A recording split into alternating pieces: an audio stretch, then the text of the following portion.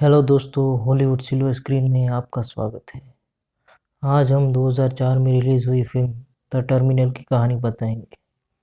The terminal एक comedy drama वाली American film है।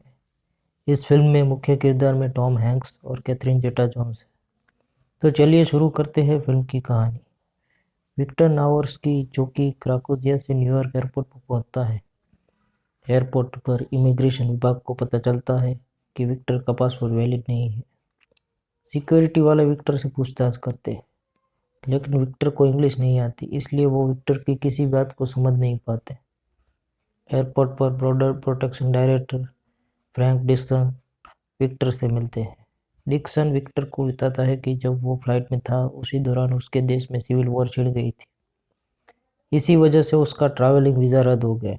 विक्टर अब न तो अपने देश वापस जा सकता है और ना अमेरिका की धरती पर कदम रख सकता है।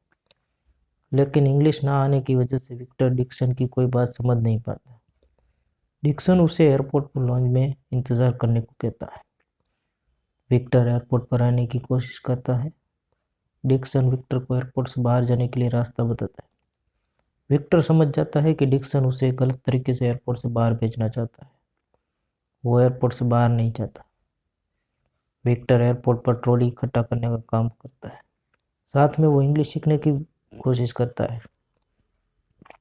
विक्टर वीज़ा लेने के लिए इमिग्रेशन ऑफिस पहुंचता है। वीज़ा अधिकारी टोरस उसे सही फॉर्म भरने की कहती है। एंड्रिके जो कि टोरस से चाहता है, वो विक्टर से एक सौदा करता है कि वो टोरस की पसंद नापसंद जानकर उसे बताएगा, बदले में वो रोज उसे खाना देगा। विक्टर वो सौदा मंजूर करता है। विक्टर टोरस से रोज मिलता है।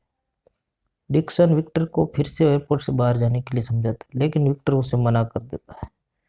विक्टर अमेलिया को फोन पे बात करते देखता है। विक्टर और अमेलिया एक दूसरे से बातचीत शुरू करते हैं। विक्टर एयरपोर्ट पर काम ढूंढने की कोशिश करता है, लेकिन उसे कोई काम नहीं देता।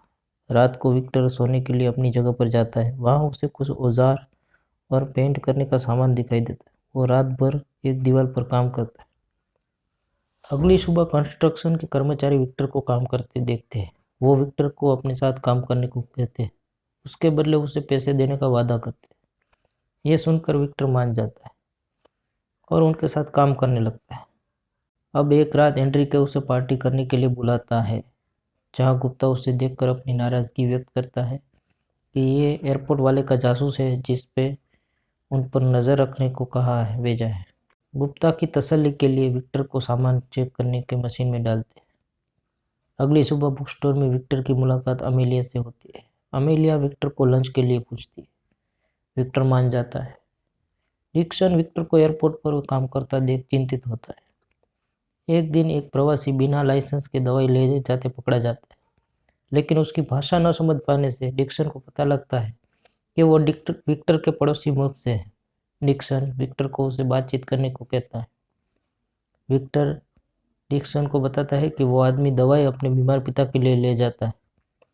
डिक्सन बिना लाइसेंस के दवाई नहीं ले जा सकते ऐसा कहने को कहता है, लेकिन विक्टर डिक्सन को ऐसा समझाता है कि वो आदमी वो दवाई अपने पिता नहीं उसकी बकरी के लिए ले जाता है। डिक्सन विक्टर की बात से खुश नहीं होता। गुप्ता एयरपोर्ट पर सभी स्टाफ मेंबर को विक्टर की बहादुरी के बारे में बताता है।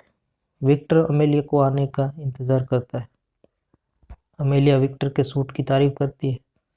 विक्टर उसे डिनर के लिए इनवाइट करता है। अमेलिया विक्टर को अपने निजी जिंदगी के बारे में बताती है।